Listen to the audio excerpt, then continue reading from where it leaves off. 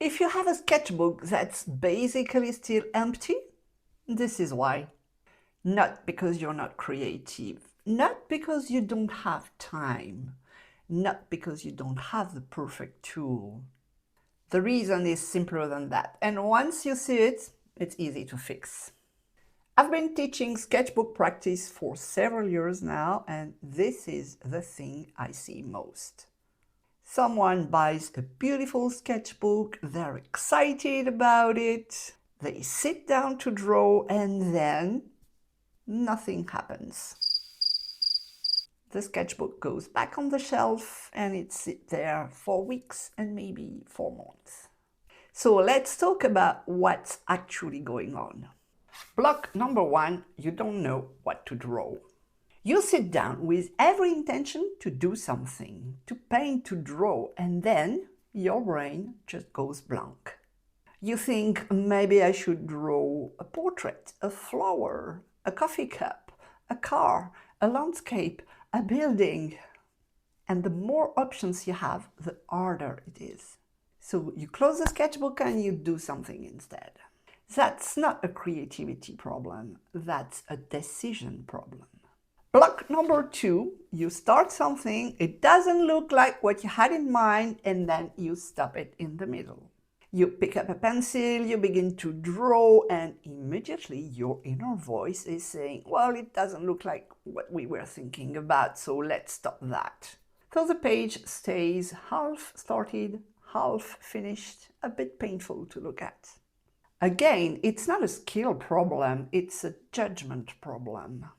You're expecting too much of the page as a finished product, and you judge the drawing before it had a chance to become anything. And block number three, you start strong. You make some pages in the beginning of the sketchbook, and then you stop. Slowly you run out of momentum. You don't know what to do next, and the sketchbook goes back on the shelf. Here is what all those three blocks have in common. The problem is that you're asking yourself to make too many decisions at once. What to draw, how to approach it, how to draw it, what image to use as a reference or not, what medium should you mix, mediums should you layer them, in which order. That's a lot to process at the same time, even before you grab a pencil to draw. That's a huge amount of work to do for your brain just before drawing, and this is why your brain goes blank. The fix is not to push harder or to try more. The fix is to reduce the amount of decisions at the beginning. Not forever, but just to start. The more constraints you have, the more creative you will be. But the only thing is to be able to know what to draw and how to draw it. One of the simplest ways to do this is to give yourself a theme. A theme removes the first and hardest decision. What do I draw today? If today is a flower day, you find a flower in the garden, in a photo, in your imagination, and you draw it. That's it. The subject is already chosen. The only thing left is to draw it. When you come back to the same theme again and again, you stop being afraid of it. You get looser, you get more curious, and you draw it, you collage it, you use different mediums. You start developing something that looks and feels like your own style, just because you're giving yourself the space to explore instead of constantly starting from zero. That's actually the whole reason I created my sketchbook parties. Each party gives you a theme, a subject, and clear steps. So you can stop staring at the blank page and start making it yours. There are 9 of them. Nature party, loose, botanical, full of colors, a lot of different techniques. Fruit and vegetables, different ways to make vegetable fruits with different mediums, including collage. Sea life party with animals, things from under the sea, in a lot of different techniques, and at the end you will be able to achieve great things with mixed media. Look at this one.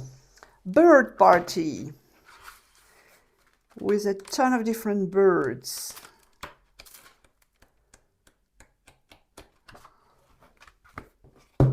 Wildlife party. Bears, bison, tigers, koalas, capybara, wolves, monkeys, you name it, everything wild. Portrait party, if you want to get loose and learn how to make colorful, bold, expressive portraits. This one is a comprehensive course about portraits, from very simple to very realistic. Pet portraits, because we love our furry friends, cats and dogs. A lot of different ways to draw and paint them.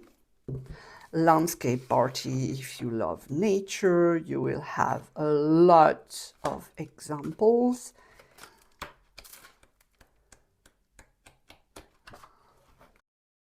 And flower party.